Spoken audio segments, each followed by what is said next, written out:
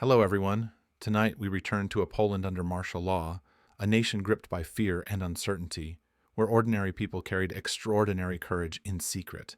Streets were empty, radios silent, and trust was a rare gift.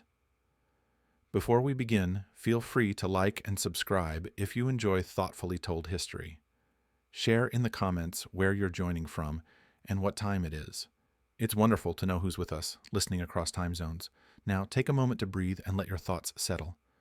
Tonight, we step back to the cold December nights of 1981 into the quiet, dangerous world of resistance, espionage, and the people whose courage shaped history in ways the world would only discover years later.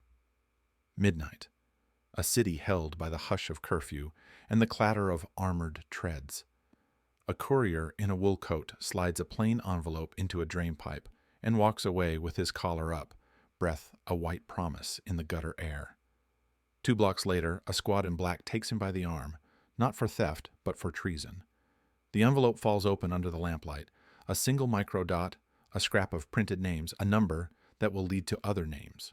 In the morning, the state will call it sedition. Somewhere in Langley, a terse memo will be written, Operations in Poland compromised. This is the moment when a worker's petition becomes an international chess game, and when ordinary hands begin, one by one, to betray each other. December 13th, 1981. But before this winter's night, before the armored vehicles turned their engines over and patrols sealed off whole cities, the fire had already been smoldering in the yards of Gdansk, a northern city that smelled of salt and rust and possibility. The shipyards were a kingdom of steel, men moving like ants across half-built hulls, sparks flying in cascades from torches, boots slipping on oil-slick boards. Here, in the summer of 1980, a strike began that would ripple into something Moscow feared more than NATO missiles, an idea it could not silence. The spark was not dramatic at first. It was a small dispute about food prices and a dismissed crane operator. Anna Walentinowicz, known in the yards as a quiet woman who welded steel like any man, had been fired just months before she was due to retire. She had raised complaints about corruption, about shortages that made workers' families queue in endless lines for bread and meat. Her dismissal became a rallying cry. The men refused to work until she was reinstated. What began as solidarity with one became solidarity for all. Within days, the gates of the Lenin shipyard in Gdansk were locked from within. Workers climbed the fences not to escape, but to declare, "We will not move until our voices are heard." The strike spread like whispers through a factory floor, from Gdansk to Szczecin, from Katowice to Warsaw. Soon, across the country, tens of thousands stood idle by design, their machines quiet, their arms folded. The silence of industry was louder than any shout. Inside the yards, a foreman named Marek, an ordinary man, his face lined from years of welding, his hands scarred by steel, found himself at the center. He had not planned for leadership. He had planned only for another day's work and another evening with his wife in their cramped apartment. But when the gates closed, men looked at him to keep order. He spoke not with fiery speeches, but with measured calm, urging discipline, insisting that no one break ranks. They built a platform of demands, scrawled on boards and hung where the authorities could not ignore them. Outside the gates, the authorities gathered in their own huddled meetings. The security service, the SB, reported each day's developments to Warsaw. Telephones rang late into the night in the offices of General Wojciech Jaruzelski, the Minister of Defense. In Moscow, lines crackled with reports to the Kremlin. The KGB advised vigilance, pressing their Polish counterparts to keep watch for foreign hands stirring the unrest. For the Soviets, it looked too much like Prague in 1968 or Budapest in 1956, a domino about to topple unless forceful hands held it upright. But inside the yards, no one carried rifles. They carried bread, banners, and the strange new taste of possibility. Priests came to the gates to offer Mass, to give the men confession, and to remind them they were not alone. Among them was Father Tomasz, a parish priest from Gdansk's outskirts. He moved with quiet certainty, bringing candles and bread, writing messages to families outside, slipping them past the watchful eyes of police. His church became a sanctuary, a place where wives brought food to pass into the yard, where children prayed for fathers they could not see. The foreign press began to take notice. A camera smuggled photos of banners over rusted gates, demands not for revolution, but for dignity, wages, food, and the right to speak freely. Yet the message was more dangerous than gunfire. It suggested a society in which workers, the very class communism claimed to champion, could defy the state itself. In Washington, a young analyst named Claire sat before stacks of intercepted reports and press clippings. Her eyes were raw from hours under fluorescent lights, the hum of the CIA's Poland desk buzzing, like the cicadas she remembered from her childhood. She marked each dispatch with colored tabs, green for open-source news, red for classified intercepts, blue for émigré rumors. The blue tabs were stacking highest. Polish émigrés in Chicago and Paris spoke of strikes swelling to a national scale, of an organization forming with the improbable name Solidarność, Solidarity. Claire's supervisors wanted assessments. Was it spontaneous? Was it organized? Who was funding it? Was the Catholic Church orchestrating, or perhaps the West Germans? She felt the tension in every query. To underestimate it might be to miss the crack in the Iron Curtain the U.S. had long prayed for. To overestimate it could lead Washington into reckless support that triggered Soviet tanks. She remembered the Prague Spring, the Hungarian Revolt, moments where hope was crushed beneath treads while the West watched. Could this be different? She wrote in her daily note, "Movement is indigenous, worker-driven, not externally instigated. Catholic Church role significant. Risk of Soviet intervention remains high." Her supervisor underlined intervention 3 times before forwarding the memo up the chain. In Gdansk, negotiations began.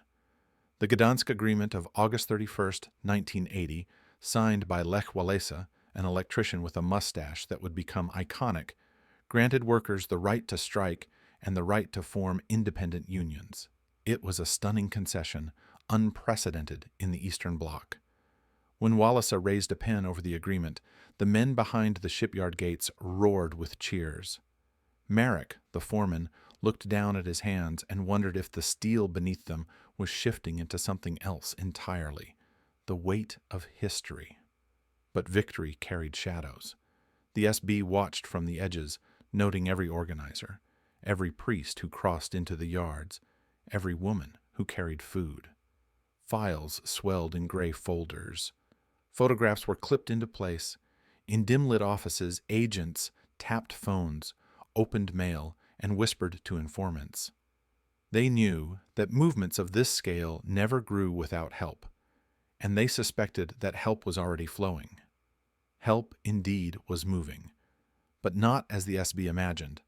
Across Europe, émigré groups sympathetic to Poland began sending small sums: typewriters, printing equipment, Radio Free Europe broadcast encouragement, its signals bending through static into Polish kitchens. Clandestine channels moved leaflets and press machinery across borders. In Paris, a meeting of émigrés produced a plan: printing presses disguised as medical equipment, books disguised as Bibles, couriers carrying rolled microfilm inside loaves of bread. Tradecraft born in wartime was resurrected for a new battle. The first dead drop was arranged near Szczecin. A hollow brick placed in a wall contained leaflets and instructions. A worker lifted it out with trembling hands, looking over his shoulder at every sound of a passing car. The leaflets declared solidarity, called for unity, warned against betrayal. In Langley, Claire and her colleagues debated whether these signs of smuggling meant outside manipulation or a genuine grassroots lifeline. Either way, the Soviets would call it infiltration, and infiltration meant justification for force. Marek, the foreman, felt the tension in the air. In the parish hall after the agreement, he read names from a list by candlelight. Each name was a fellow worker, a friend, a cousin, a man who had stood shoulder to shoulder behind the gates. The room smelled of wax and damp stone. Women wept quietly in the back, clutching rosaries. Father Tomasz listened, his hands folded, knowing every name might soon be inked in a different list, the SB's files of subversives. The hall felt heavy with both triumph and dread. Parents whispered warnings to their children not to repeat what they heard at the table. In cramped kitchens over chipped plates, fathers told sons to remember dignity mattered more than bread. Mothers told daughters to remember silence mattered more than pride. The hope of a freer tomorrow was tempered by fear that the knock on the door could come any night. In Moscow, the Kremlin seethed. Reports piled in of strikes, of independent unions, of banners raised. The General Secretary demanded answers. How could this have happened in a loyal satellite? The KGB suggested infiltration, Western plots, CIA manipulation. They urged Jaruzelski to act. The Warsaw Pact could not tolerate a crack in its wall. Tanks had rolled before. They could roll again.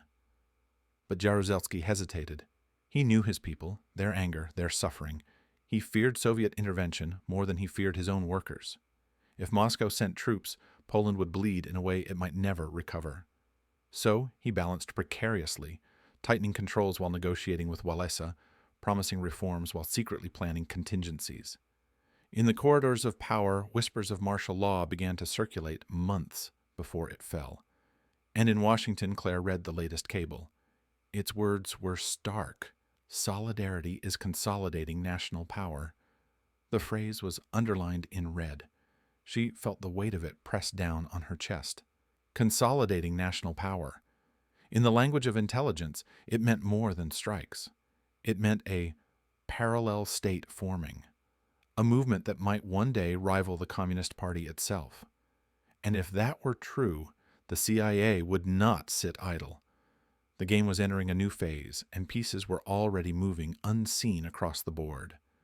The ink on that secret cable was still drying when another set of hands, thousands of miles away, traced its words under the dim light of a Washington office, the air heavy with the stale odor of old coffee and paper dust. The message was blunt, yet electric with consequence. Solidarity is consolidating national power. For the men and women who read it, this was not a workers' petition anymore. It was the possibility of a fault line splitting the entire Eastern Bloc. Somewhere between the code names and the clipped phrases, a decision was forming, to reach across the Iron Curtain not with words alone, but with invisible channels of aid. The hook of possibility had become a chain that would bind a new clandestine commitment, and the question was no longer if the CIA should enter the Polish struggle, but how quickly and through whose hands it could slip unseen into the bloodstream of resistance. It began with those who were already halfway across the frontier, the émigrés scattered across Paris, London, Chicago, Toronto. To the ordinary eye they were cab drivers, academics, shopkeepers. To Langley they were conduits, the living arteries through which clandestine assistance could flow into Poland. At embassy gatherings they appeared as guests, invited for nostalgia and cultural pride, but the CIA station chief saw something more. Men who remembered the docks of Gdansk, women whose brothers had been jailed in Poznan in 1956, and sons who owed no loyalty to the generals in Warsaw. In those expatriate circles, money collected at Sunday masses became envelopes of cash carried in diplomatic pouches, sermons recorded on scratchy tapes became subversive tracks aired over Radio Free Europe. The lines across the sea had already been drawn. They only needed to be lit with purpose. Radio Free Europe, that strange weapon of the ether, hummed at night like a forbidden lullaby inside Polish homes. Families huddled in kitchens with curtains drawn, radios tuned carefully to avoid detection, listening as unknown voices told them what their own newspapers would never print. It was more than information. It was companionship in isolation, a whispered reminder that they were not alone. The CIA saw this as fertile ground, not just for morale, but for subtle direction, for embedding signals inside stories that could reach activists who knew what to listen for. A phrase about the storm on the northern shore might be innocuous to most, but to a man waiting in Gdansk it meant, "Your shipment is coming through Hamburg." Yet words, no matter how artfully coded, required hands on the ground. That was where the couriers stepped in. Ordinary-looking men in drab coats and briefcases worn smooth at the corners. Women with groceries that seemed too heavy for their frame. They were the arteries carrying microdots smaller than the head of a pin, photographs concealed in postage stamps, or folded banknotes disguised as remittances from cousins abroad. One such courier learned to slip a transistor piece into a loaf of rye bread, deliver it to a market stall, and walk away without so much as a backward glance. The woman who sliced the bread later found the piece, fitted it into an underground radio transmitter, and by nightfall, the voice of solidarity was bouncing from attic to attic. It was dangerous work, a dance of trust and silence, and already the shadows were thickening. Reports began to filter back that couriers were being followed, their routines noted by men who always seemed to buy the same paper at the same kiosk, who adjusted their hats in unison when the trams screeched to a stop. One courier, breath clouding in the winter dusk, swore he saw the same pair of shoes behind him 3 nights in a row. He told his handler, who wrote it into a report that crawled up the chain in Washington. Suspicious intercepts, the file noted, possibly compromised. The words struck like frost. If even one network was pierced, the names, the addresses, the lifelines could unravel. Still, the techniques multiplied. Brush passes on trams where passengers pressed too closely against one another. A folded leaflet slipped from one coat pocket to another in the crush. Microdots hidden in the margin of seemingly innocent letters. A grandmother's note about her garden carrying an entire page of instructions when magnified. Shortwave broadcasts encoded with number sequences read in flat tones.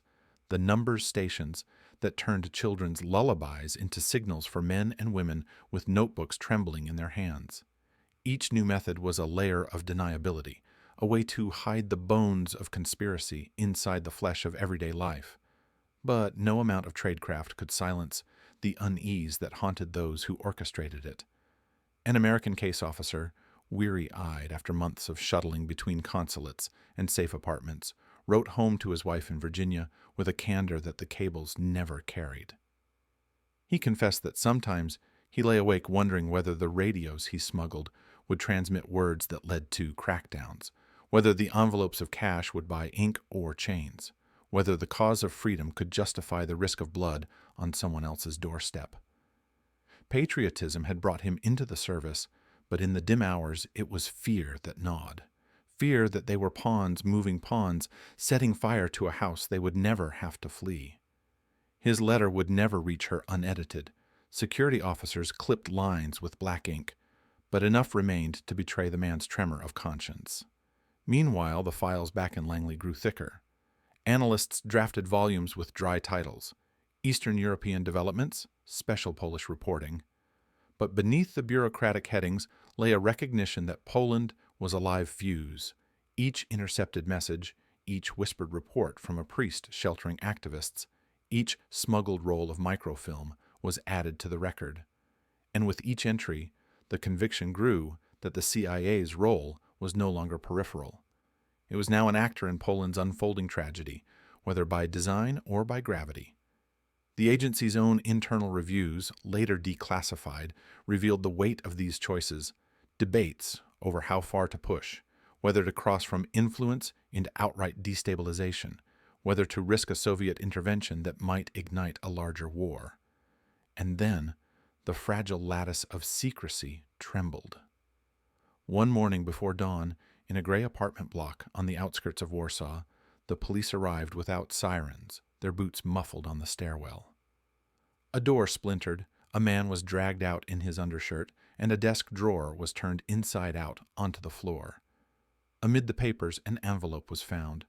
Not thick, not incriminating at first glance, until a single sheet slipped loose and revealed an address that no Pole should have had.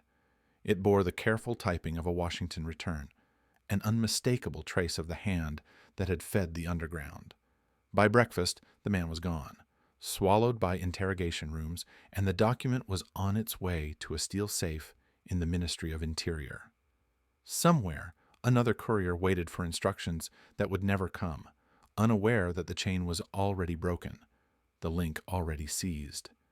And with that arrest, silence fell heavier than before, for the realization spread like smoke. The wall had ears sharper than anyone feared, and the game being played was now moving into a deadlier phase. Would the next knock at the door be for another name on that list, or for the very architects of the secret lifelines themselves? The line across the sea was fraying, and every hour it held was a gamble against discovery. The paper with the Washington return address never made it back to Langley. It was locked inside a steel cabinet in Warsaw, where men in gray suits studied it with cold eyes, each syllable a thread leading outward to a larger web. By the time the ink on the interrogation forms dried, suspicion had widened into strategy. The Ministry of Interior was no longer reacting piecemeal. It was preparing to suffocate an entire network. The watchers were closing in, and their methods would prove as invisible and suffocating as the fog that rolled across the Vistula. The first crack came not from a raid, but from a whisper. An informant leaned across a table in a smoky cafe and slid a name written on a torn matchbox sleeve into the palm of an SB officer. The officer glanced down, raised an eyebrow, and folded the slip away without comment. That single name was like a stone dropped into still water. It was someone respected, trusted, a man who had carried petitions and shared bread during the strikes, a man whose presence at a meeting always steadied nerves. When the SB learned of his underground role, they did not swoop in immediately. They let him breathe, let him carry on, because his footsteps would lead them to others, and the shadow trailing behind him would be invisible until it was too late. Wiretaps multiplied, soldered into phone exchanges, humming silently in the guts of the city. Conversations that once felt private were now reels of tape cataloged by clerks in headphones, each laugh, hesitation, or whispered plan marked with the staccato rhythm of typewriter keys. Families who thought they were speaking of their children's schooling found those words filed under headings like coded message or potential contact. Activists who assumed a call about a delivery of potatoes could be dismissed never realized that analysts compared dates, times, and voices until patterns emerged. The watchers did not need to be everywhere. They only needed to listen long enough for people to trap themselves. And yet, surveillance alone was slow. The SB wanted faster results, so they turned to infiltration, an art as old as betrayal. They planted files suggesting someone had already cooperated, slipped forged notes into activist apartments to breed suspicion, pressured those already arrested with promises of release if they gave a single name. A factory worker, beaten during questioning, might break not because he despised solidarity, but because he imagined his son sitting at the dinner table without him, another year passing before he could whisper goodnight. Once that first name escaped his lips, the SB would write it down, thank him with an almost paternal smile, and remind him that silence could still protect his family, if he remained useful. Inside the interrogation rooms, time itself became a weapon. Prisoners sat under harsh light for hours until the air felt solid, the tick of the clock a hammer against their nerves. Some were forced to stare at blank walls until their sense of self blurred. Others were played recordings of their own voices, evidence that nothing was secret. The rooms smelled of dust, sweat, and cigarettes, the lingering presence of 100 broken confidences. The interrogators rarely raised their voices. They didn't need to. They asked questions with the patience of men who knew their victims would eventually answer, whether today or tomorrow, in a whisper or a shout. For the SB, the work was both mechanical and intimate. A clerk, barely out of training, sat at his desk one winter afternoon with an arrest warrant before him. The form was routine, a name, a date, a justification that cited anti-state agitation. All he had to do was press the stamp, and a man would be removed from his home that night. The clerk hesitated. He imagined his own father, also a worker, who had once spoken rashly after too many drinks. He thought of the weight behind his hand, the invisible line between ink on paper and boots on a stairwell. For a moment, the stamp hovered, the silence stretching. Then, as if sensing his hesitation, his superior leaned over, cleared his throat, and tapped the desk. The clerk pressed down. The red seal spread across the paper, binding another fate. He filed it away, telling himself it was just procedure, that he had no choice. But choice was everywhere, disguised as duty, survival, or loyalty.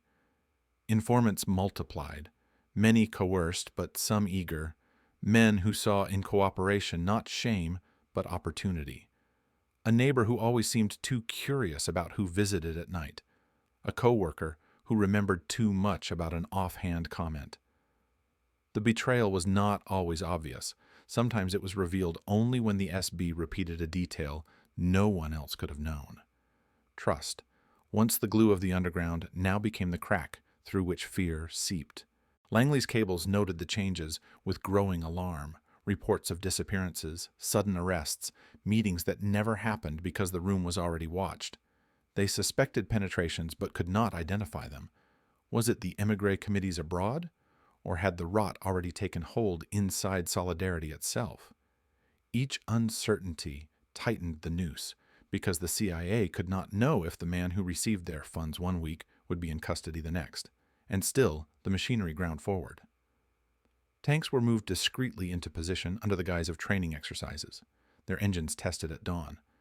Soldiers were told to prepare for domestic unrest, their instructions vague enough to conceal the scale of what was to come. Roads were mapped, choke points marked, curfews rehearsed without being named as such. The state was preparing not for protests, but for paralysis, the silencing of an entire nation in one coordinated strike. By the autumn of 1981, Poland was a country holding its breath.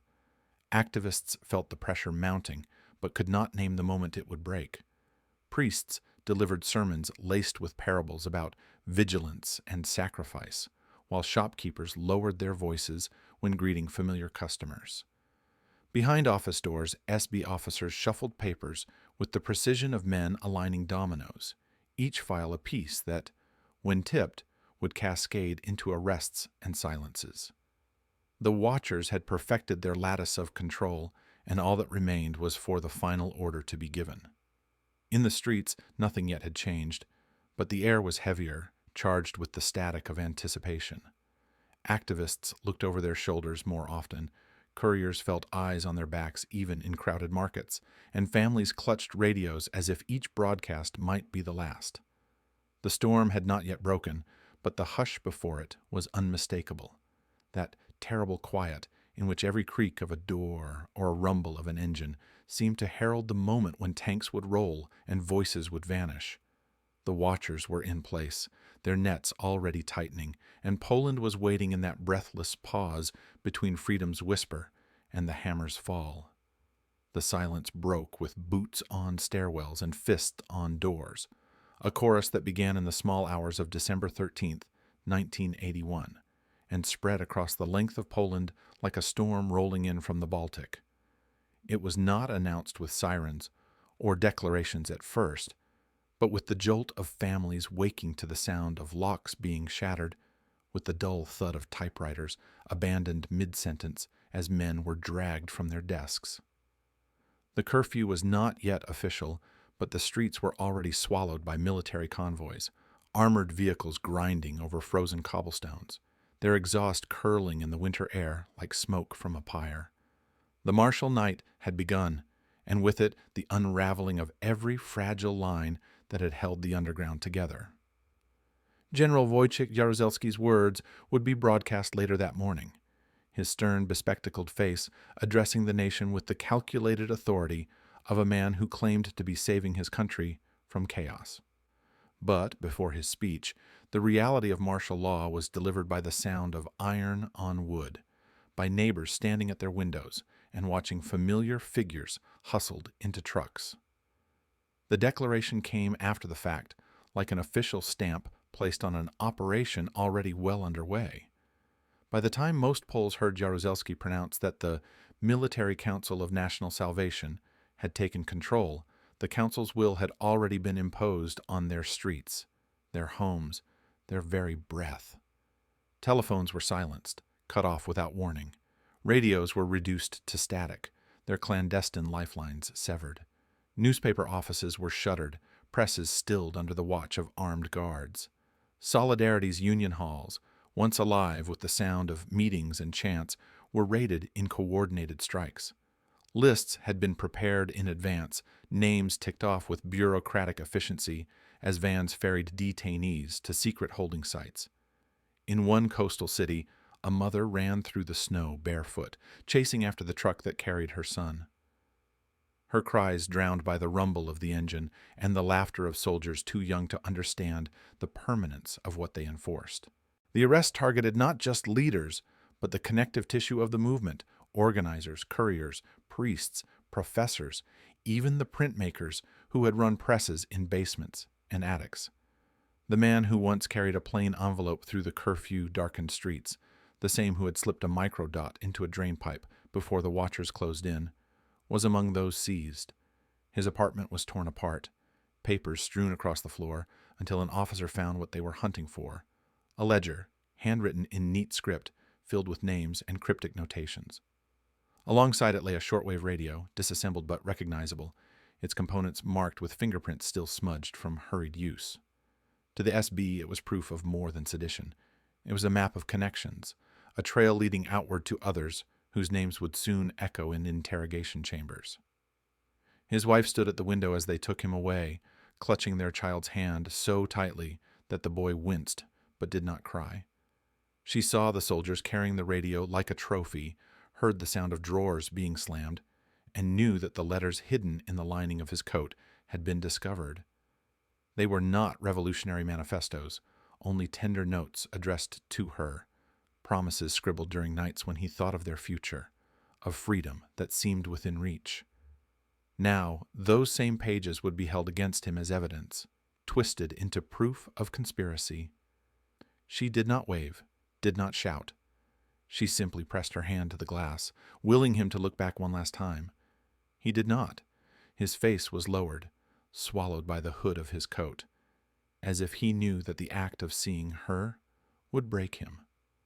Across Poland, scenes like this multiplied until the streets themselves felt emptied of familiar voices.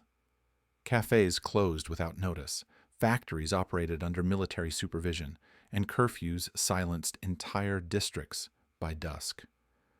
Men who had spoken boldly in union meetings just weeks earlier now whispered to their wives that they would burn their old notes, tear up their pamphlets, bury their radios in gardens before the next knock came.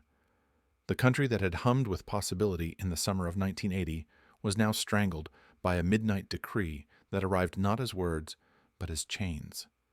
In Warsaw, Jaruzelski's televised address played in eerie stillness. Families gathered around screens, curtains drawn, listening to the general's calm but implacable tone as he explained that martial law was necessary to preserve order, to protect Poland from collapse. Some nodded silently, convinced that the measure would stave off Soviet invasion. Others clenched their fists, recognizing the speech as the language of occupation delivered by their own leader. The words Military Council of National Salvation sounded hollow to those who had just seen neighbors hauled away. Salvation, in their minds, was not salvation at all, but suffocation. Inside detention centers, interrogations resumed with new urgency.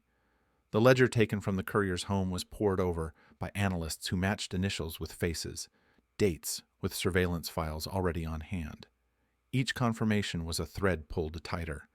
When they questioned the courier himself, they held the ledger up like a mirror, reciting names he recognized but did not betray. He kept his silence, enduring the hours of pressure, until they placed one of his wife's letters on the table in front of him. The officer's voice was steady as he said, "She will be safe only if you cooperate." It was not shouted, not threatened with violence, but the meaning was unmistakable. His silence faltered, his resolve cracked, and the watchers leaned closer, certain that the network was already within their grasp. The air outside carried the sound of boots in snow, of vehicles grinding endlessly through narrow streets, of radios abruptly cut off mid-broadcast. Empty squares, once alive with markets and laughter, now stood under the cold gaze of soldiers who patrolled with rifles slung across their shoulders, their faces half hidden in scarves. The city had become a stage of silence, every act of movement choreographed by curfews and checkpoints. In Langley, the pattern emerging on analysts' screens was impossible to ignore. Communications that had been regular were suddenly absent, voices that had reported weekly now silent. Reports of arrests trickled in through whatever channels remained. The phrase written into one file was brief, but its weight heavy. Likely compromise. It was the echo of a truth everyone feared, but no one had yet dared to confirm, that the lifelines painstakingly constructed had been pierced, and that what remained of the underground was now fighting not just for survival, but against time itself. Likely compromise. The words in the Langley file read like a verdict, short and absolute, and they spread through the agency with the cold, efficient certainty of a contagion. Men and women who had once whispered about radio frequencies and courier routes now spoke in clipped, urgent phrases.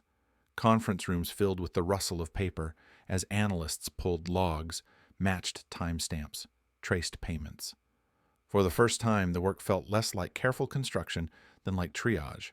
What to save, what to sever, and which lives to expose in the act of preserving a larger strategy. Someone in a back office closed his eyes and pictured the ledger seized on a Warsaw kitchen table, the neat columns of names that had been written with the same hand that once signed grocery lists. That image would not leave him. The immediate action was procedural and brutal in its simplicity. Freeze the most at-risk channels, recall or shelter the most exposed assets, and promulgate a policy of deniability so strict it might as well have been silence.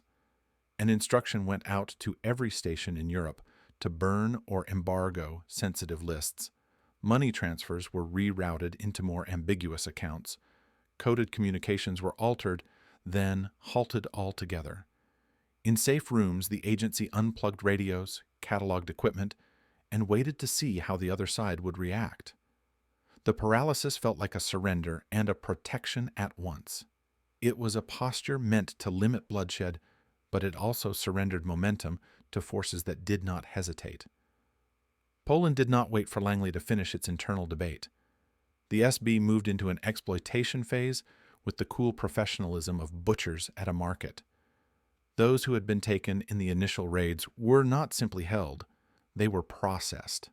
Under fluorescent lights, they were questioned, photographed, and then, in carefully staged sequences, presented to the cameras with scripted confessions that read like grotesque theater. The state's argument was simple. External manipulation had corrupted the natural loyalty of the Polish worker. The admissions were designed to humiliate and discredit. Men who had once led songs in shipyards now recited allegations of foreign money, of traitorous promises, of conspiracies hatched in foreign capitals. Families watched the broadcasts in stunned silence, unable in that moment to reconcile the face of their neighbor with the voice from the screen. Seized assets became instruments of deception. A radio's valves were tested and then repurposed. Transmitters once used to broadcast hope were used to send false calls to other cells, luring couriers into traps. A ledger that had detailed small donations and safe houses was used to stage arrests at the precise moment the SB could maximize embarrassment and contagion. The watchers learned quickly how to turn generosity into snares, how to make charity look like subversion. Even those who had been careful found their precautions weaponized against them. Dead drops were tampered with and left in plain sight to catch the anxious, newly frightened hands that came to retrieve them. And then came the confessions, those filmed, coaxed, and edited admissions that became the backbone of the state's narrative. Some were extracted through long nights of pressure in rooms that smelled of cigarette smoke and damp coats. Some were wrinkles of paper and whispers promised to elders and mothers in exchange for lighter sentences. Others were the work of those who had been turned by fear or profit or a sudden vision of personal advantage. When a man who had once served as a courier sat under light and named a handler in Washington, the impact rippled. The SB broadcast the admission at times of maximum viewership, and the effect was a demolition of trust. Acquaintances who had once passed envelopes now stared at one another across shop counters, each wondering if the other had spoken under interrogation. The CIA's response was inward and corrosive. Within weeks, Langley looked less like a center of confident action and more like a house of mirrors, where everyone suspected the reflections of others. Counterintelligence teams were activated, and the tone of internal meetings shifted from operational to accusatory. Files were cross-checked with the meticulousness of a surgeon checking for infection. Bank statements, travel logs, and credit card receipts were subpoenaed in executive secrecy. Employees found themselves asked to explain seemingly trivial interactions: a cocktail with a foreign diplomat, a lunch with an émigré activist, a phone call placed from a payphone. The suspicion was corrosive. Friendships frayed, careers stalled, reputations became collateral. The mole hunt was clinical, then personal. Polygraph exams were scheduled in the dead of night. Men who had been colleagues for years found themselves wired and asked the same blunt questions. Have you ever disclosed classified information? Have you ever accepted money from a foreign national? The machines, those benign-seeming banks of dials, hummed and blinked, stuttering out readings that were then embroidered with human interpretation. Some told the truth and failed the machine. Others lied and passed. A single failed result could be the ruin of a man's life. Sudden reassignment, the freezing of promotions, whispered doubts that followed him like a stain. Background investigations dredged up youthful indiscretions, grudges born in training school, and old debts paid in kindness or blood. The atmosphere inside the building changed. People spoke in hushed tones in stairwells, and cafeteria tables, once easy with laughter, became islands of avoidance. Accusations flew not merely as suspicion, but as strategy. Heads of desks ordered audits of handlers' correspondences. Envelopes were opened. Cryptic notes once passed in the darkness were analyzed as confession evidence. A member of the Poland desk, a man whose voice had steadied many frightened informants in safe rooms, found himself under scrutiny when an old contact's name cropped up in a dossier seized in Warsaw. He denied any wrongdoing and slept poorly for weeks, watching his mailbox and feeling the slow, excruciating collapse of esteem. He wrote memos in ink he could no longer trust, lines of justifications that seemed to him both necessary and hollow. Meanwhile, more junior officers whispered that scapegoats would be chosen to satisfy the need for action, a culpable face to present to oversight, a quiet closure to the crisis. But the search for traitors was not merely an administrative purge. It had human cost in lives torn apart and marriages strained.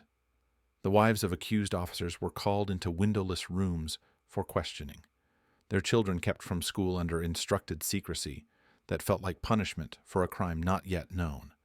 A young analyst who had once sketched maps showing safe routes now watched his parents' names appear in SB lists. Friends avoided him on the street, as if contagion clung to the soles of his shoes. Careers that had been built on secrets and discretion crumbled under the weight of suspicion, and the deniability that had once been the agency's armor became a brittle shield that cut those who wielded it. Back in Poland, the SB's exploitation of captured assets followed a pattern learned from long practice: isolate, coerce, and then weaponize. Those who cooperated, whether out of fear or bargain, were sometimes used to feed false information back into the underground. A turned courier might be instructed to call in at a certain time with a fabricated route to lead pursuers to a staged cache that would then implicate others. The SB's strategy was ruthless in its simplicity: put the resistance in the position of betraying itself. Each staged encounter increased paranoia. Activists began to suspect that any contact could be a trap, that their own couriers might be the instrument of their ruin. The underground's vital lifelines, the very methods that had sustained it, were rendered suspect, and doubt became a program that ate at the movement from the inside. There were show trials, too, arranged with the theater director's eye for dramatic closure. In a central square, a defendant, once a foreman with calloused hands, was brought forward on camera, his voice unsteady, as he read from a prepared statement blaming foreign influence for the unrest. In the background, a schoolboy's choir sang a patriotic hymn, their voices a counterpoint to the man's shame. The state used these spectacles to stitch a story for the nation, that the unrest had not been the noble struggle of workers, but the malign influence of external powers overriding national loyalty. It was effective. Some citizens, exhausted by lines and shortages, accepted the narrative with weary resignation. Others saw the charade and felt their resolve curdle into something quieter and more private. At the same time, the SB cultivated a counterintelligence art that fed on human weaknesses. Compromised individuals were given new identities, promises of safety in exchange for cooperation, threats of ruin of family livelihoods in exchange for a single name.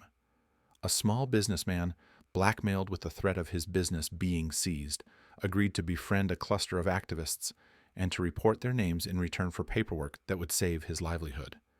Another man, convinced that collaboration would spare his jailed son from harsher treatment, offered up codes and meeting places. These betrayals were not absolute. Many were muddled with confusion and fear. But in practice, they accomplished the SB's cold arithmetic. The movement's networks thinned, and where they remained, they were more careful, smaller, and increasingly isolated. The agency had to reckon with another facet of the crisis: propaganda. News of arrests and confessions filtered into foreign press, and governments debated whether to publicly accuse or to stay silent. In Washington, politicians called for condemnation. In some circles, there were demands to leverage the issue for a larger geopolitical gain, to expose the regime's brutality and weaken Moscow. But the intelligence community urged caution. A public confrontation could prompt a harsher crackdown inside Poland, or worse, an overt Soviet intervention. The calculus was humbling. Exposing the truth might save reputation, but endanger human lives. Lying in bed at night, a senior official imagined the faces of those in custody and wondered whether the truth was an instrument of justice or a blade that cut indiscriminately. He could see the ledger in the laboratory light and hear the voices on the recordings reciting names that would lead to others. It was an ethical labyrinth where every corridor ended in loss. Amid the crisis, a trusted intermediary was outed, and with that exposure, the slow cascade of catastrophe became a rush. The intermediary had once been the ideal conduit, a member of the émigré community with a plausible business front and the trust of handlers on both sides of the Atlantic. He had courted the agency's favor, opening accounts, setting up charities, arranging for shipments of medical supplies that discreetly included printers and paper. He had been praised in internal memos as a reliable node, a man with contacts in ports and warehouses and a plausible public face that shielded his clandestine work. But someone, perhaps coerced, perhaps opportunistic, had given his name to the SB. The reasons would be argued for years: a bribe, a promise of leniency, a promise to spare a family. In the immediate term, the result was devastating. The intermediary was arrested in a hotel room during a transfer, his pockets emptied of receipts, and his passport stamped with a new accusation. Once in custody, the SB did what it knew best. It leveraged the intermediary's pride and his fear. They presented him with ledgers, photographs, and recordings that tied him to payments and contacts. They reminded him that one name given could be worth years of liberty for a son or a brother. He had, in some accounts, cooperated. In others, he simply cracked under pressure. When he called out names, they had the machinery to act quickly. A courier in Lodz was picked up within days. A safe house in Krakow was surrounded the same week.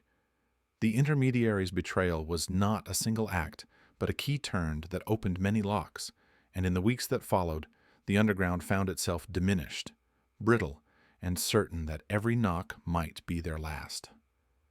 Back in Washington, the internal ripple was no less brutal. Staffers who had once praised the intermediary's ingenuity now found their correspondence scrutinized, their email addresses blacklisted, their names whispered in hallways as potentially compromised. The intermediary's fall sent a chill through émigré communities. Those who had once met openly to discuss funds and logistics now met in smaller groups and in more censored language. The agency implemented stricter vetting procedures for any intermediaries, but the damage was done. Trust had eroded into suspicion. Where before a quick exchange could move supplies within days, now months of paperwork and background checks stalled aid, and those delays could mean the difference between a leaflet reaching a hand or a man being taken before he retrieved it. Weapons of disinformation multiplied. The SB, having access to the texts and lists seized, set up false accounts, forged letters, and planted evidence to create confusion within Solidarity and beyond. A false memo suggested that certain Western activists opposed negotiations, a tactic designed to sharpen internal divisions.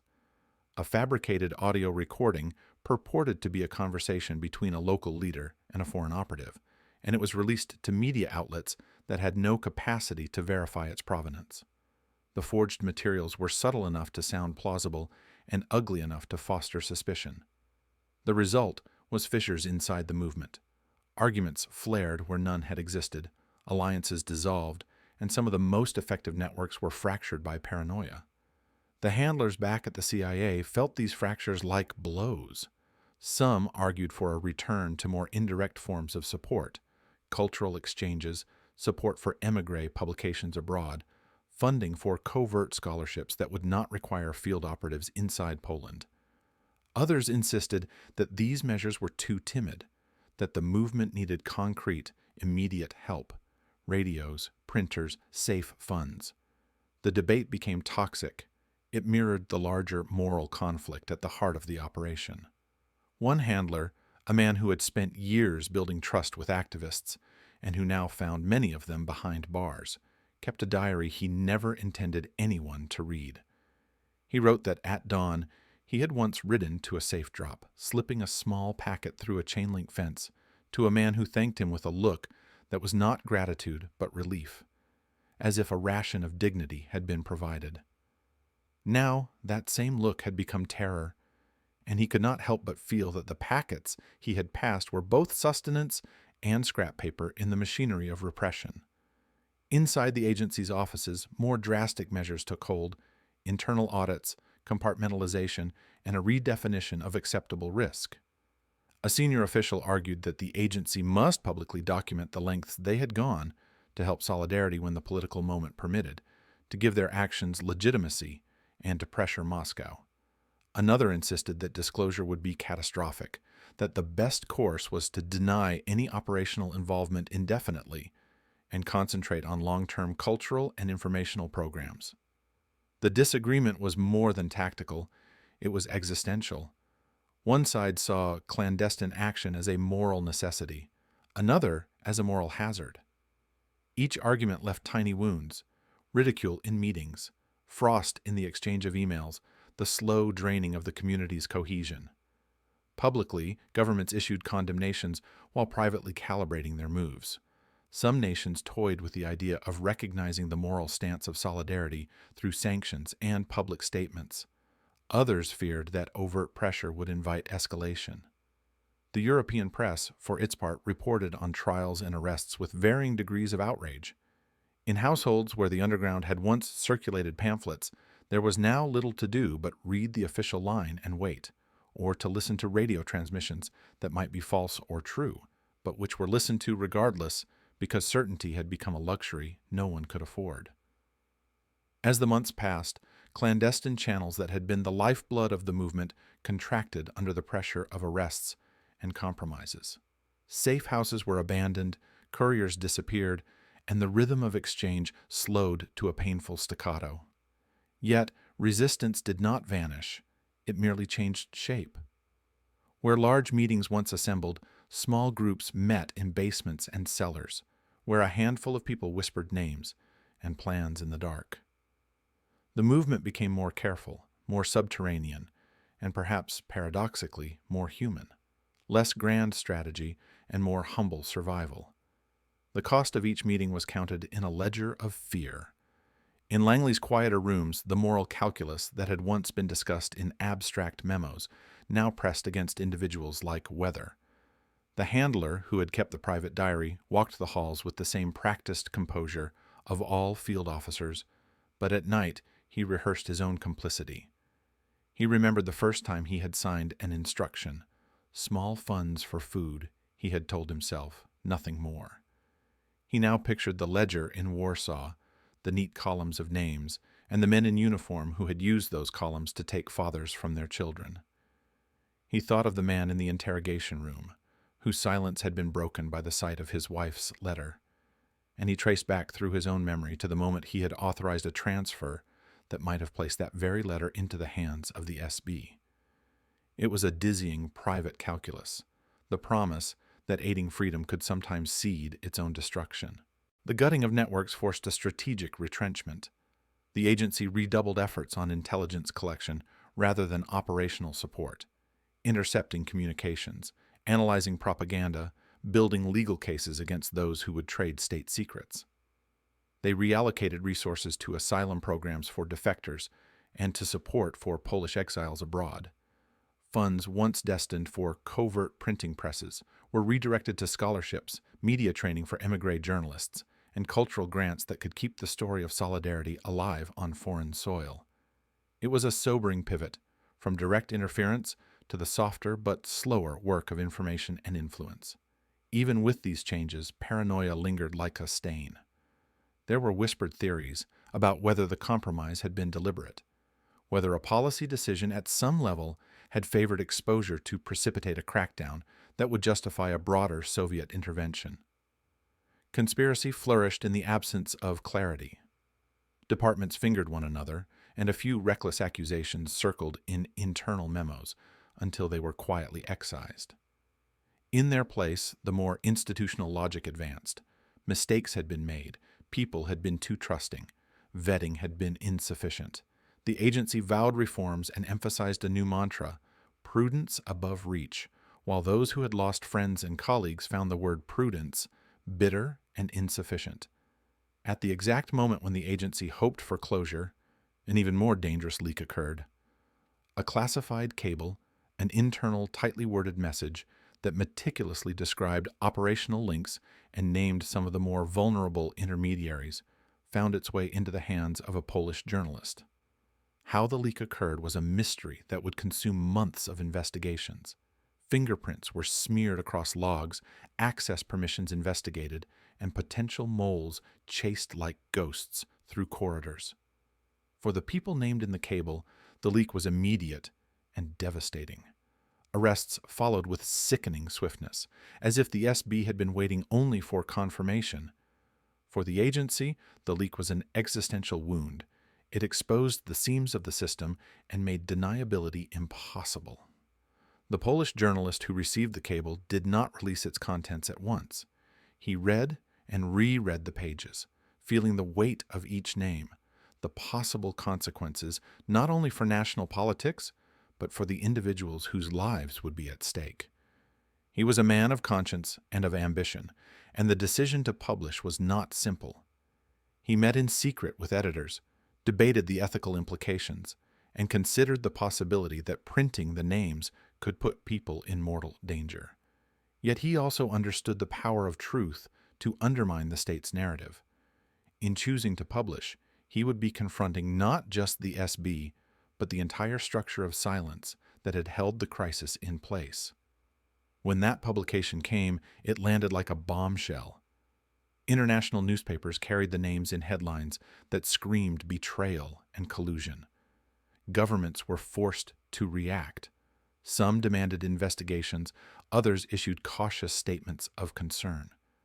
The SB moved faster than any of them, seizing the journalists' sources and arresting those whose names had appeared, as if punishing both the messenger and the message.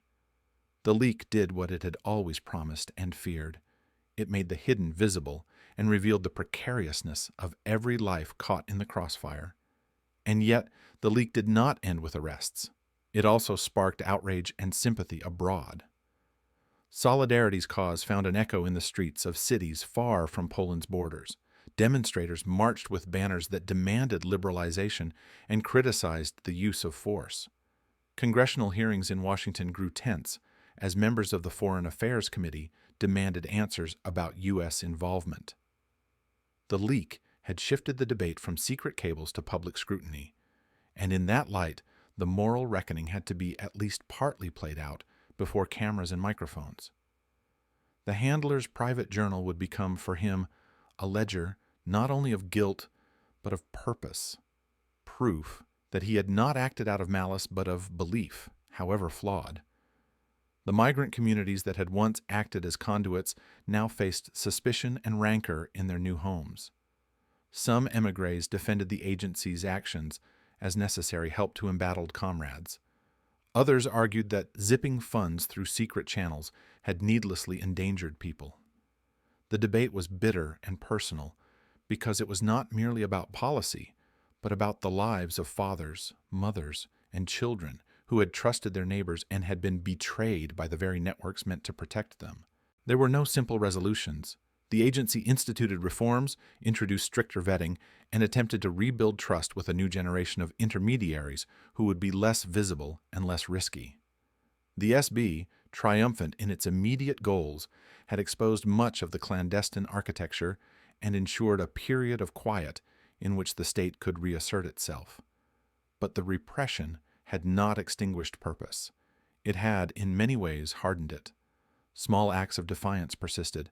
An illicit meeting in a cellar, a leaflet slipped under a door, a code sent on the shortwave that was no longer a network, but a thread of human stubbornness. Those threads, fragile as they were, kept alive the possibility that networks might one day be rebuilt on lessons learned in blood and silence. The moral questions remained unsettled. Had the agency's support been a noble gamble that misfired, or an arrogance that had courted needless suffering? Had the means of aid, envelopes, radios, microdots, been instruments of liberation, or tools that allowed the SB to identify and punish the brave? For many inside the agency, the answers were both and neither. They were, at once, a cause for policy reformation and a reason to continue in quieter, less direct ways. For those who had watched neighbors dragged from homes, watched confessions broadcast on television, and who had read names in the leaked cable, the agency's internal debates were cold comfort. In the immediate aftermath, the world watched and argued, but within the closed walls where operations had been planned and where people carried the personal weight of consequence, there was only a quieter work: to rebuild, to protect, to find new methods of sustaining a movement that had proven both resilient and vulnerable. And in that work there was a stubborn hope, an insistence that even if the networks had been compromised and many had been lost, the idea that had set the shipyards alight was not so easily extinguished. The ledger of names remained a wound, but wounds scar, and scars sometimes map a passage to something like wisdom.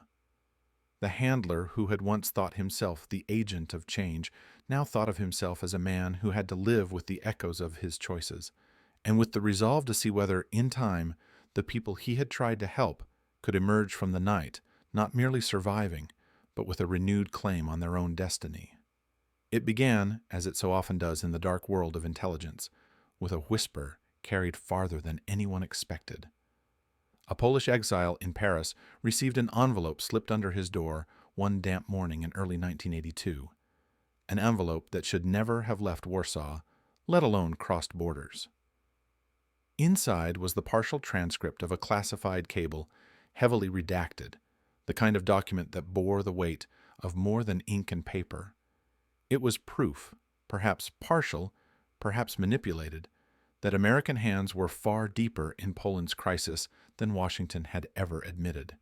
He read it once, twice, then burned the envelope in the sink, but the words burned themselves into his mind more fiercely than the flames devoured the paper.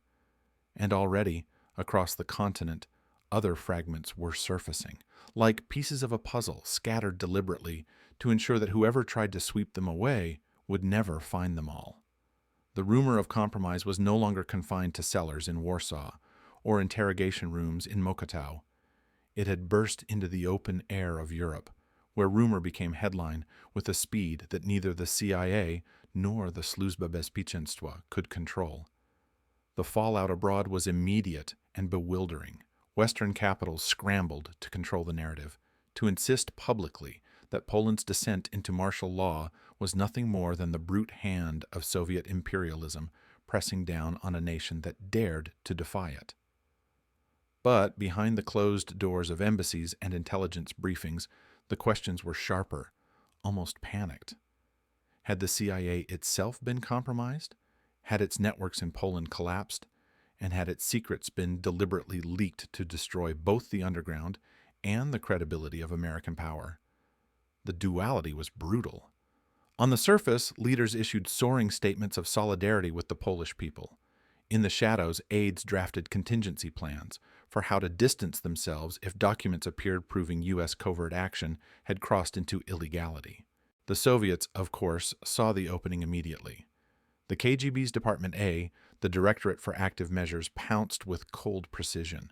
Newspapers in Western Europe, already skeptical of American motives after Vietnam, began receiving anonymous tips, forged documents, and letters that blended just enough truth with invention to be plausible.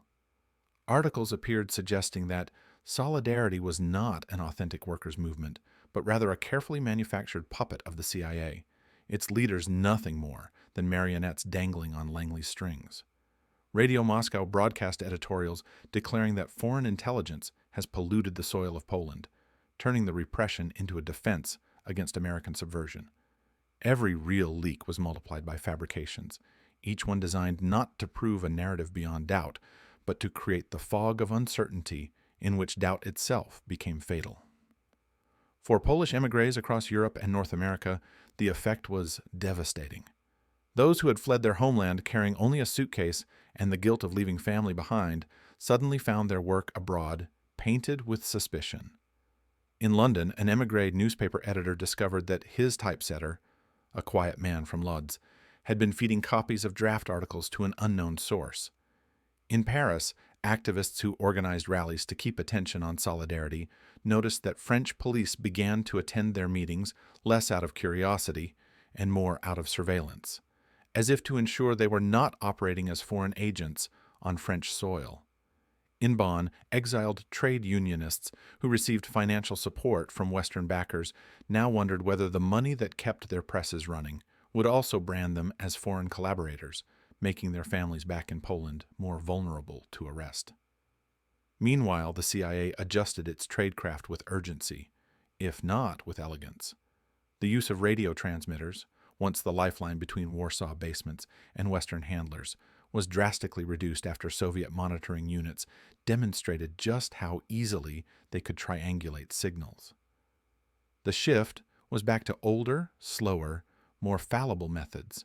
Human couriers carrying microfilm sewn into clothing linings, handwritten reports hidden inside religious pamphlets, coded notes concealed in prayer books sent via diplomatic pouch. The very tools of an earlier century were dusted off because the sophistication of technology had now become a liability. Written records were cut to the bone. Even field officers were instructed not to retain personal notes. Every conversation might be overheard. Every file might one day appear in a hostile journalist's briefcase. But tradecraft alone could not mend the fracture of trust. One of the most painful consequences of the leaks was the cascade of suspicion inside the émigré networks themselves. Men and women who had once sworn oaths of loyalty to one another now eyed each other with quiet dread. In London, a Polish priest who raised funds for underground publications was accused by fellow exiles of being a Vatican double agent, not because there was evidence, but because no one knew who to trust anymore. In Paris, when a courier failed to return from a trip to Warsaw, whispers began that he had not been arrested at all, but had chosen to defect and betray his colleagues. Each absence, each hesitation, each unexplained delay was now read as possible treachery. The webs of solidarity that had once bound the movement together frayed under the acid of doubt. In Washington, the paranoia mirrored that of Europe, but took on its own bureaucratic flavor. The mole hunts, launched inside the CIA after the Poland Compromise, widened in scope, with officers from the Soviet East European Division dragged into polygraph sessions that tested not just loyalty, but identity itself. Men who had devoted their lives to undermining communism found themselves answering questions about whether they had ever concealed contacts, whether their wives had foreign connections, whether they had once failed to report a chance conversation with a suspicious source. Careers teetered on the edge of ruin for nothing more than hesitation under fluorescent lights. One officer later wrote in his diary that the polygraph room felt more suffocating than any interrogation cell he had read about in Warsaw. "I began to believe," he confessed, "that the Soviets had already won, not on the streets of Gdansk, but here in our own offices." In Bonn, a mid-level case officer for the CIA's German station confronted the futility more viscerally. For months, he had served as liaison to Polish couriers crossing the border under the guise of labor visits, but as arrests mounted inside Poland and as émigré groups grew suspicious of one another, his reports dwindled to almost nothing. He sat in his rented flat, surrounded by files that seemed to describe ghosts rather than men, and in the margins of one typed memo he scribbled a question that was never meant for official eyes. Are we protecting democracy, or are we feeding names into a machine that only grinds them down? That paper was destroyed, but the thought was one shared quietly by many. Even more haunting was the experience of the émigrés themselves. In Paris, a young activist named Andrzej received a coded letter that his brother in Krakow had been detained. The code was simple, almost childlike, hidden in the spelling errors of an otherwise innocent postcard, but its meaning was clear enough to send him reeling. His own courier link to Poland had been compromised, and because of that, the man he loved most in the world was now in an SB cell. He walked along the Seine that night, wondering if his exile had saved him or damned his family, and for the first time he considered ending his work entirely. But he didn't. He returned to his small flat and typed another article for the underground paper, because if he stopped, then everything his brother had suffered would have been in vain. The propaganda war raged on. In Rome, the Vatican watched with agony. Pope John Paul II, himself a son of Poland, spoke in carefully measured tones, publicly urging peace and reconciliation, while privately urging Western leaders not to abandon solidarity altogether. He received reports smuggled from priests who had witnessed arrests, beatings, the silencing of parishes. But he also knew that overt support risked validating the Soviet narrative that the Church was merely another channel of Western espionage. His dilemma was not unlike that of the CIA officers: how to help without destroying those one sought to protect.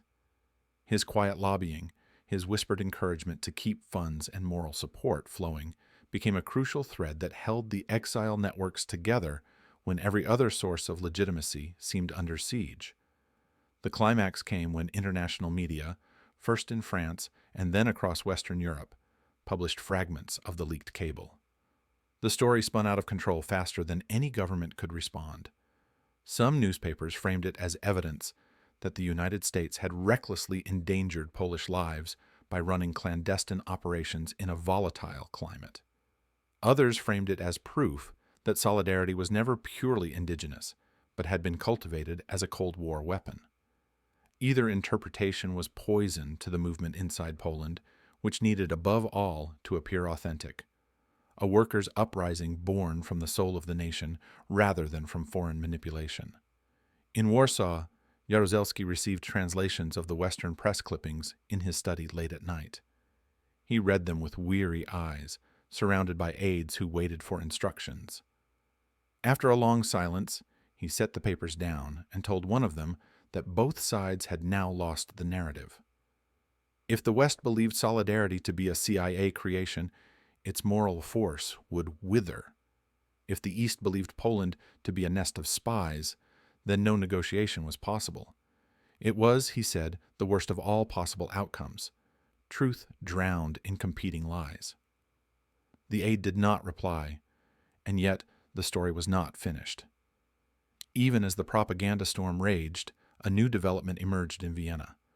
A man approached Western diplomats claiming to have information about the true scale of CIA infiltration in Solidarity, offering details that seemed to match fragments already known, but also adding new, tantalizing, and terrifying elements. Was he genuine? A disillusioned officer from the SB? A plant sent by the KGB to deepen the chaos? or simply an opportunist hoping to sell fabricated secrets in exchange for safe passage to the West. The Americans were unsure, and the Poles were waiting. What he carried, whether truth or deception, could tilt the balance again in ways neither side was ready to confront. And as he sat in a safe house under the gray Vienna sky, both Washington and Warsaw leaned closer, listening, fearing, and wondering which betrayal would come next. The safe house smelled of damp plaster and cigarettes, a cold echo that clung to the walls even after the heater clicked on. The man across the table wore an overcoat that had seen too many winters, its buttons mismatched, one sleeve slightly frayed. He set down a folder wrapped in twine, his hands trembling just enough for the case officer to notice. The documents inside were neat, too neat, pages arranged with care, typed without error, margins precise. To an untrained eye, it looked like salvation, a window into the heart of Poland's Ministry of the Interior. To the officer trained in Vienna, it looked like bait. He did not touch the folder. He asked the man his name again, slow, measured, watching his pupils under the dim light. The man whispered it, and the handler made a note in his pad, but not of the name itself, only of the hesitation. A real defector, desperate and terrified, rarely hesitated to name himself, even under cover. A plant rehearsed too long often paused, afraid of slipping out of script. That pause would be studied later. For now, the dance had begun. In Langley, the cable describing the Vienna meeting arrived hours later, stripped of detail, but heavy with implication. The Directorate of Operations had been expecting new approaches ever since the martial law crackdown made Poland front-page news. It was a pattern as old as the Cold War itself. When repression flared, defectors appeared. The problem was that the KGB knew this pattern too, and used it. They called it dangling, a technique of sending an apparent defector loaded with plausible information to test, to mislead, or to poison the adversary's networks. The dangle was the perfect weapon because it preyed on the West's own hunger for insight. The question in 1982 was not whether new sources would appear. The question was whether anyone inside the CIA or MI6 still believed enough to act on them. The file in Vienna contained troop rotation schedules, a summary of martial law decrees, and a set of names, low-level SB officers, some in provincial towns, some assigned to wiretap units. Each detail seemed verifiable. Each was just useful enough to tempt, yet not explosive enough to prove sincerity. The case officer carried the folder back to Bonn, where it was quietly photographed and coded for a transmission. Analysts pored over it for hours, cross-referencing the names with scraps collected from émigré groups, intercepted radio chatter, even fragments of letters smuggled from Poland. A few matched. That was both encouraging and dangerous because the KGB often salted its dangles with truths, just enough to hook the hungry. Back in Washington, the Counterintelligence Center insisted on a different view. "Treat it as contaminated," one memo read. "If it is genuine, more will come. If it is false, it is already poison." These words reflected a culture shaped by years of mole hunts and paranoia. Polygraph slots were requested, safe houses prepared, interrogation scripts drafted. The man in Vienna would not be treated as a friend or even as an asset. He would be tested like a specimen in a laboratory. That was the procedure now. Trust was rationed, suspicion the currency. The process began with a simple test. The defector was asked to provide information that only a low-ranking SB officer would know.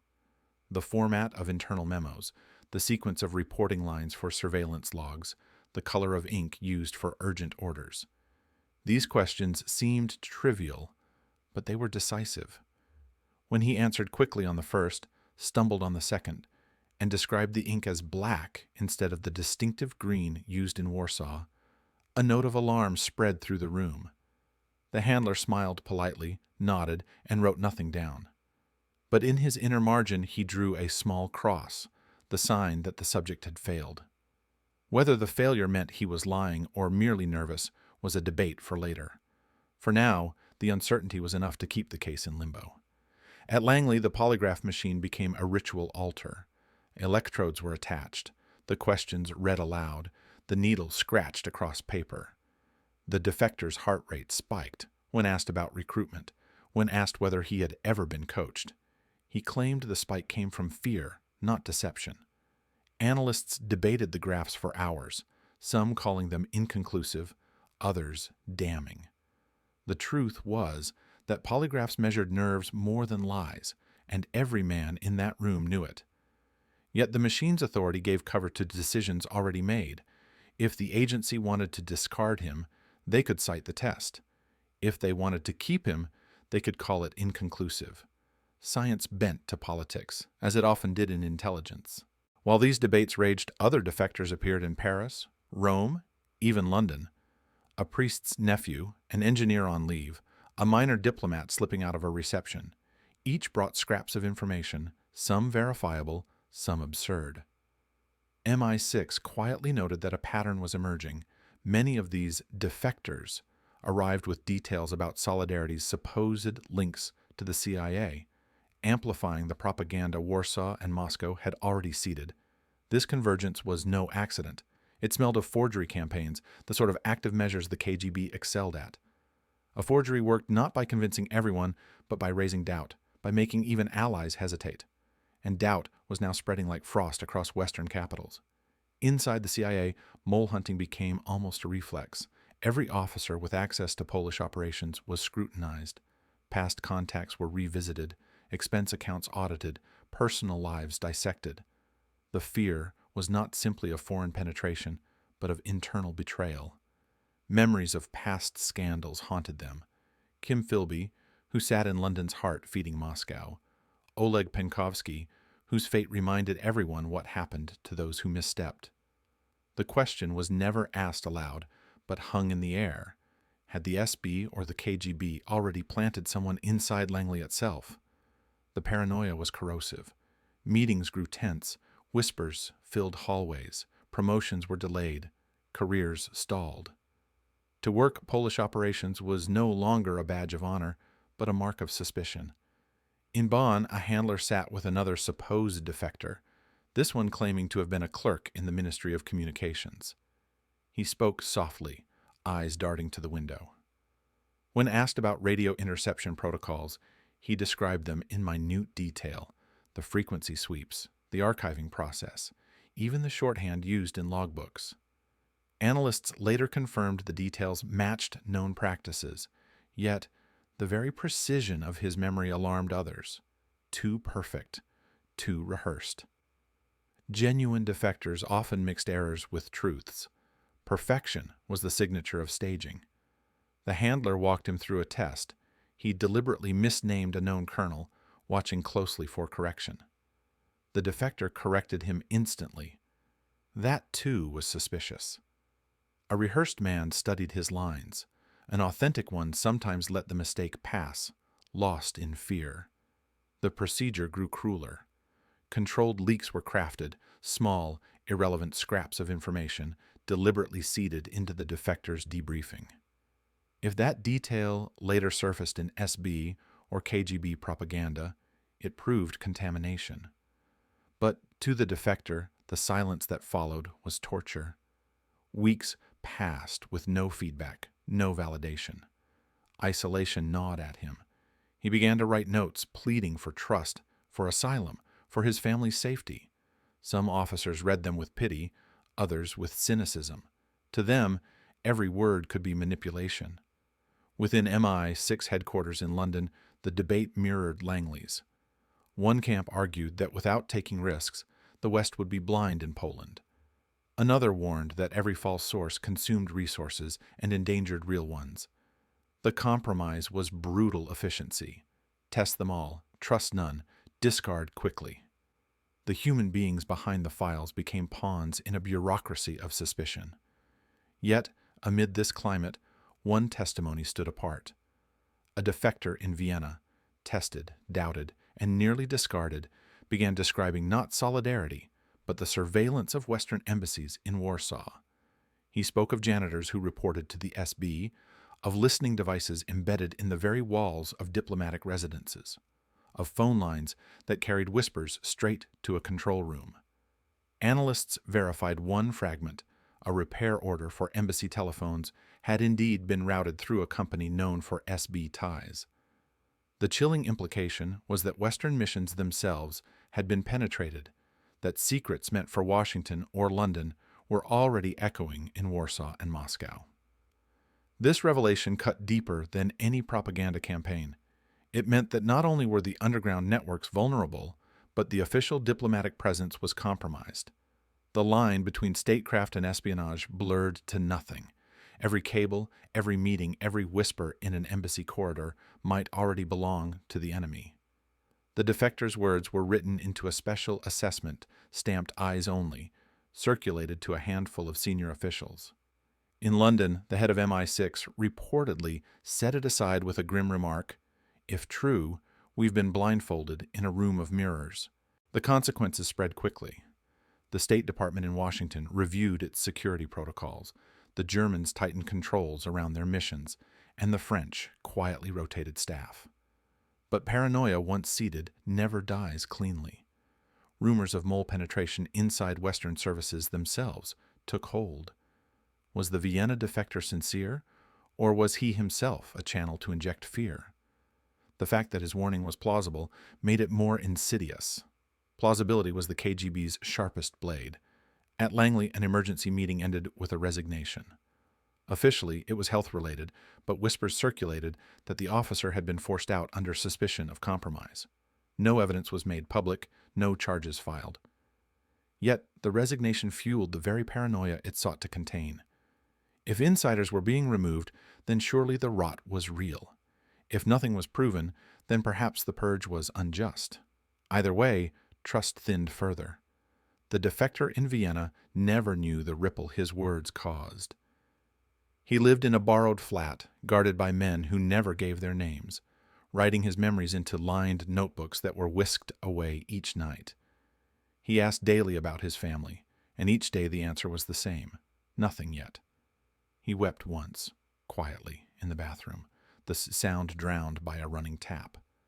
Whether he was genuine or false no longer mattered to the bureaucracy. He had become a symbol, a node in the web of suspicion stretching from Warsaw to Washington. The story of defectors and doubles was never about individuals alone. It was about the machinery of mistrust, the way espionage devoured certainty. Every scrap of intelligence became both treasure and trap. Every man who walked into a safe house carried not only secrets, but also the potential to collapse networks or to create them. The West could neither afford to believe too quickly nor to disbelieve too much. Suspicion was the only constant. And so, the part closes with the memory of that resignation in Washington, a signature inked in haste, the sound of a door closing quietly behind a man who may have known too much, or nothing at all. The file was sealed, the career ended, but the questions lingered like smoke. Was he the traitor? Or was he simply the sacrifice of a system that could no longer tell friend from foe? The silence that followed was not relief but dread, because in the shadows of Poland and beyond, the game of defectors and doubles was only beginning. The words hung in the analyst's room like a taut wire, pulled to the edge of breaking. The apparatus is tiring. Patience may bring results.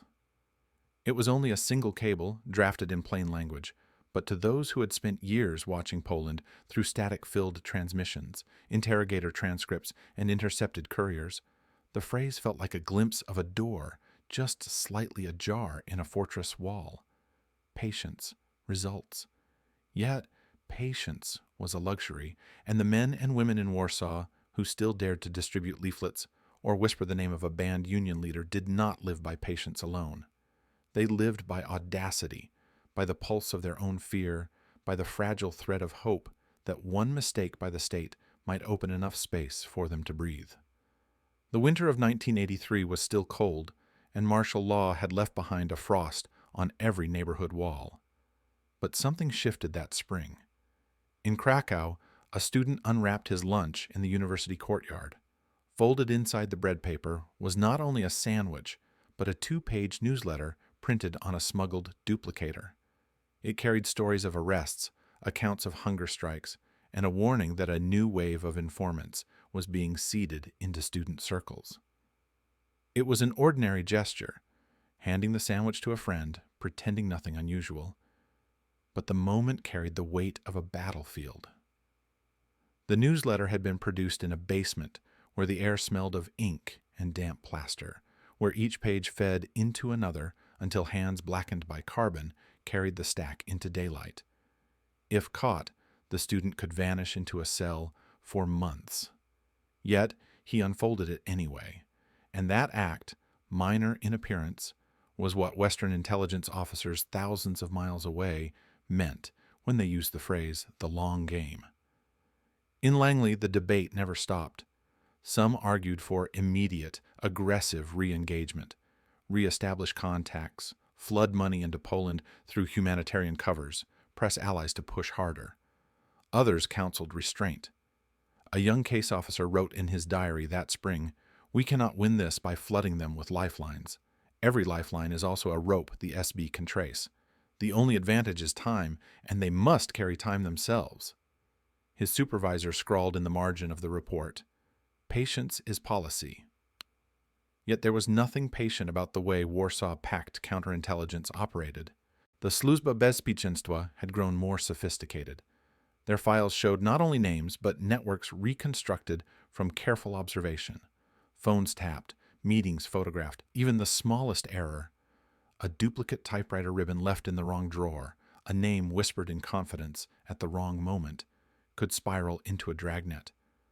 But their strength was also their weakness. The very scale of surveillance created noise, and inside the noise the underground adapted.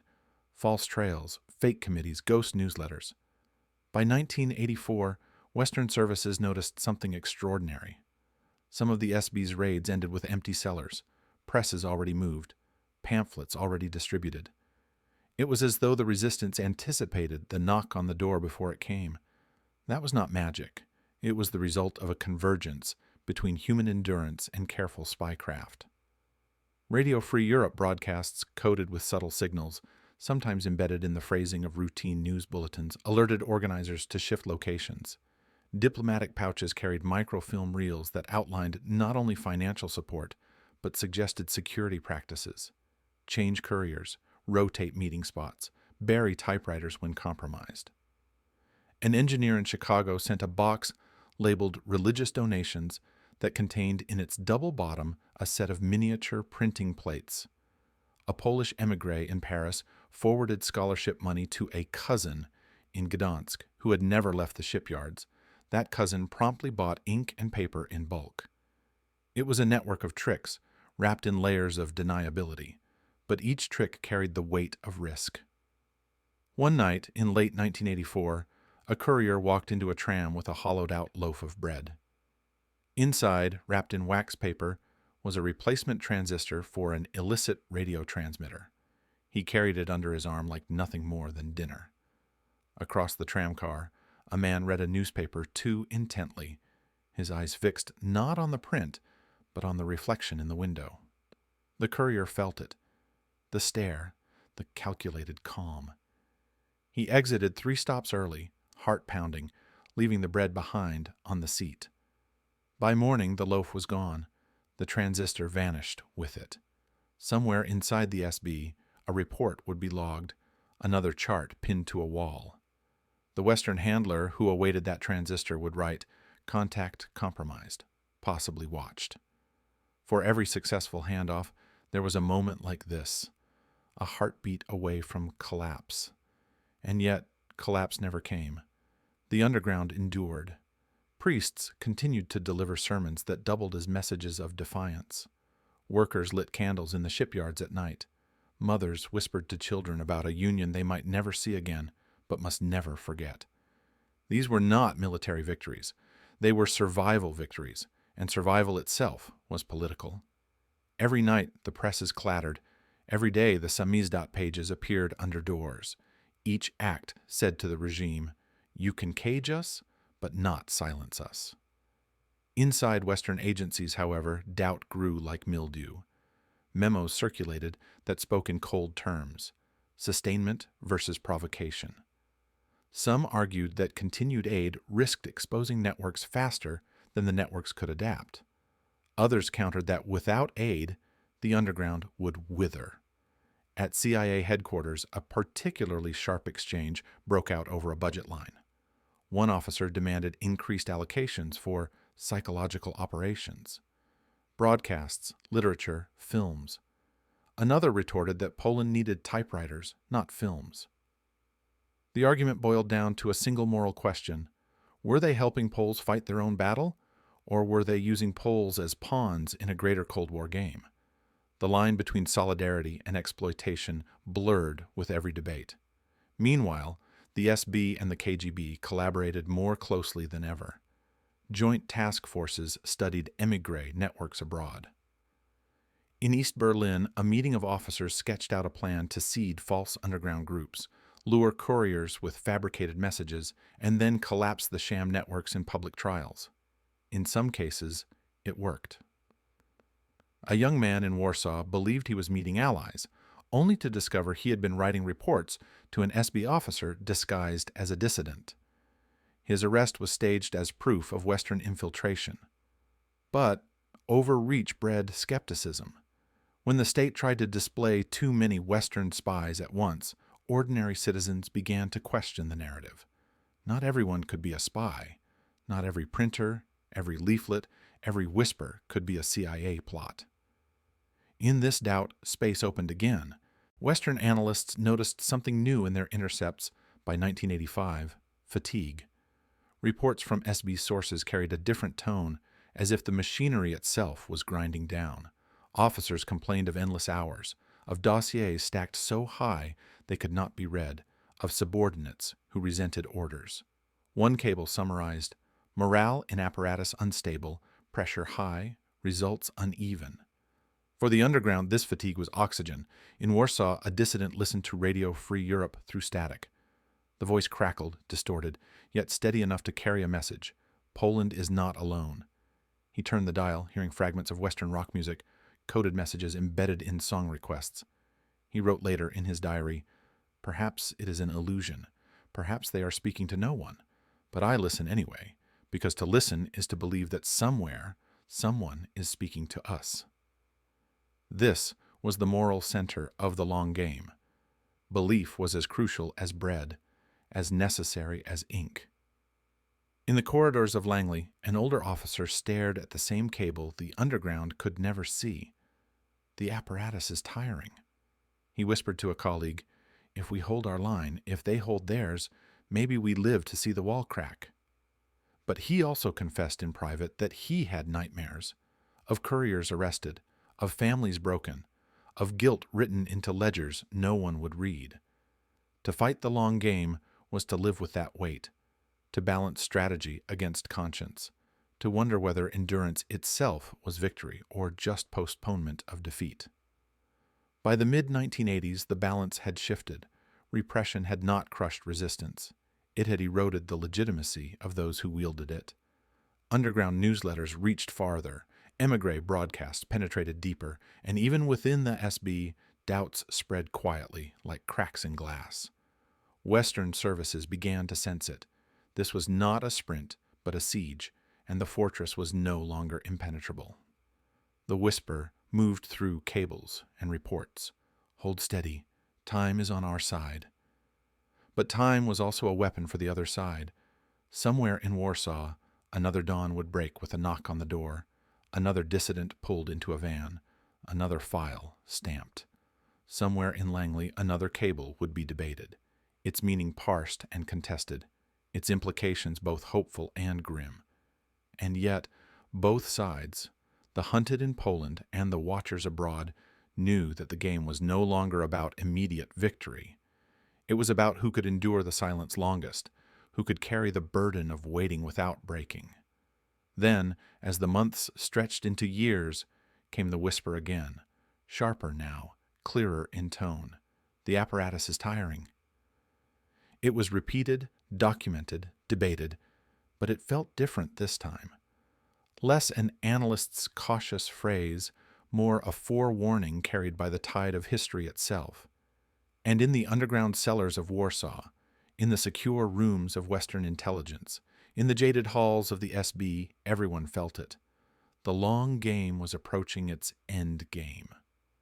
It began as a rumor, the kind that traveled faster than radio waves because it moved mouth to mouth, hand to hand, across shop floors and parish steps. In the spring of 1988, workers in a Silesian mine whispered that negotiations were coming, that perhaps the unions would be heard again, that solidarity, outlawed, hunted, buried, might not be gone after all. To the miners, it was little more than a glimmer, a phrase carried between shifts. But to the watchers in Langley and London, to the files piled in the offices of the Sluzba bezpieczeństwa, it was a tremor in the foundation of a wall that had stood immovable since the December night in 1981.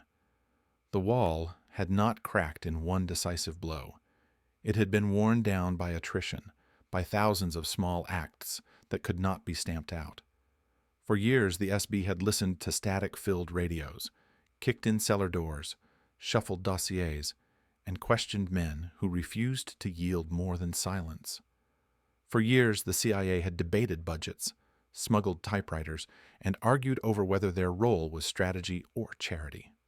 And through it all, ordinary Poles had lived double lives, one face for the state, another for the whisper of freedom. The exhaustion was visible on both sides. In Warsaw, agents who once walked with swagger now slouched through their shifts, complaining of shortages and endless surveillance reports. In Langley, case officers reread their own memos and wondered whether they had written chapters in a book that history would not remember. But history was moving whether the spies liked it or not. By 1988, the Polish economy staggered under the weight of sanctions, corruption, and inefficiency. Lines for bread grew longer, anger thicker, patience thinner. Strikes flared again, not in defiance of tanks, but in demand for dignity. The underground newsletters were no longer scarce samizdat sheets, but widely read chronicles of a nation refusing to sleep. Priests filled their homilies with thinly veiled politics. Students carried banners not of fear, but of bold challenge. Even within the state, cracks appeared. A clerk in the Ministry of the Interior began leaking minor documents to a journalist, not for money, but out of shame. Western intelligence noticed the shift with both relief and unease. Analysts logged phrases like softening environment and reformist momentum, yet none dared predict collapse. Too often in the past, hope had been crushed under boots and arrests. Still, cables grew cautiously optimistic. One report noted resistance networks expanding beyond manageable surveillance. Another observed younger officers within SB question value of total suppression. The watchers had always dealt in shadows, but suddenly the shadows began to thin. In Washington, debate grew sharp. Was this the moment to lean in, to flood the underground with support, or was it wiser to hold back, lest overt encouragement give the regime pretext to clamp down again?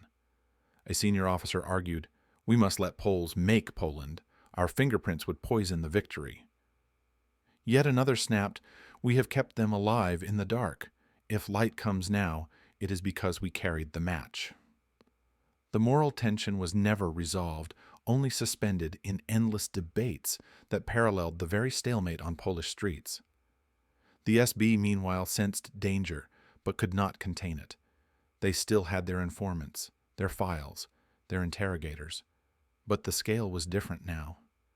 When they arrested one activist, another appeared.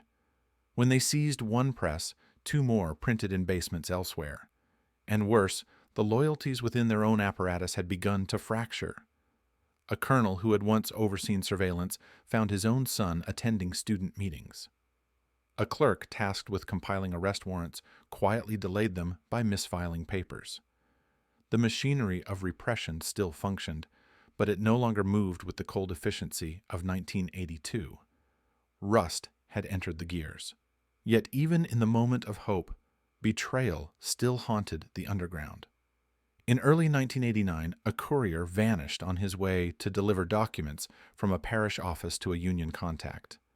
Days later, whispers spread. He had been working for the SB all along, reporting faithfully for years while carrying messages in both directions. His betrayal had not been exposed until much later, when the archives opened, but the rumors alone cut deep. Friends who had trusted him could not fathom how he had sat in their kitchens, prayed beside them, sung hymns, and then filed reports on their every word. The revelation, when it finally came in black and white records, confirmed what they had long feared. The state had not only watched from outside, it had lived among them. In those final years, the paranoia was almost unbearable. In Langley, officers spoke of bleed-through contamination, the possibility that entire networks were already infiltrated. Polygraphs were administered, cables rechecked, suspicions whispered in hallways. Some case officers began to withdraw emotionally, unwilling to bear the thought that every contact they had nurtured might, in the end, be another trap. And yet, the reports of change kept coming. Something was shifting, undeniable, and even the most cynical observers began to admit that Poland was no longer the same fortress it had been. Then came the Round Table Talks of 1989. The images shocked the world. Representatives of Solidarity, once branded enemies of the state, now seated across from government officials at the same table. The discussions were tense, theatrical, fraught with mistrust. Yet, the fact they occurred at all was revolutionary. Behind those talks stood years of endurance, years of clandestine lifelines, years of whispered prayers and coded broadcasts. Western intelligence watched in a mixture of triumph and bewilderment. After nearly a decade of shadows, the struggle had moved into daylight, and the role of spies diminished in the glare. The semi-free elections that summer sealed the moment. Solidarity candidates won in landslides, stunning the world and humiliating the regime. The SB could no longer maintain the fiction of control. Files were shredded, archives locked, and some officers fled into early retirement. In the underground, activists emerged blinking into the light, no longer fugitives, but leaders. The CIA cables of that summer were sparse, almost anticlimactic. Objective achieved, transition underway. Yet within those bland words was the echo of all that had passed. The arrests, the betrayals, the couriers, the whispered names in cellars. For Poland, freedom came not with a shout, but with a quiet, steady unraveling of repression. But freedom was not without scars. Families discovered that neighbors, even relatives, had been informants. Trust fractured. The joy of victory was tempered by the bitterness of betrayal. Children of the 1990s grew up with stories of both courage and duplicity, learning that the line between hero and traitor was not always clear. In Langley, some officers retired with medals, others with regrets. One wrote in his final report, "We provided light where we could, but Poles endured the darkness on their own." Another confessed in private that he still dreamed of the faces of contacts who vanished, never to be seen again. The victory was real, but it was paid for in silence, in prison cells, in graves unmarked. Years later, when the archives began to open, truths long hidden surfaced. Ordinary citizens discovered files with their names, transcripts of their phone calls, reports of their conversations. Some laughed bitterly. The state had wasted ink and paper cataloging gossip about breadlines and family quarrels. Others wept, reading betrayals from those they had trusted most. One woman found her husband's signature on an informant's report filed during the martial law years. She never forgave him. The CIA, too, released fragments of its own history, declassified volumes with redacted pages and blurred names. Enough to confirm the lifelines, the broadcasts, the typewriters, the money that had flowed across borders. Not enough to erase the ambiguity. Did the aid shorten Poland's suffering or prolong it? Did Western patience truly matter, or was history always destined to break the wall? The answers remained elusive, hidden between the lines of cables and the silence of those who never spoke. Now, let us conclude this spy thriller with an epilogue. In the early 1990s, a child in Warsaw opened a schoolbook newly printed in the Free Poland. Where once names of leaders had been censored, torn out, or replaced with blank spaces, now the pages carried both old truths and new narratives. On one page, a smear of glue remained where a picture had once been removed by censors. The absence itself told a story of shadows that had ruled a nation, of silence enforced by fear. That child traced the mark with his finger and asked his teacher what had been there. The teacher paused, then said softly, "A name, one we can say now."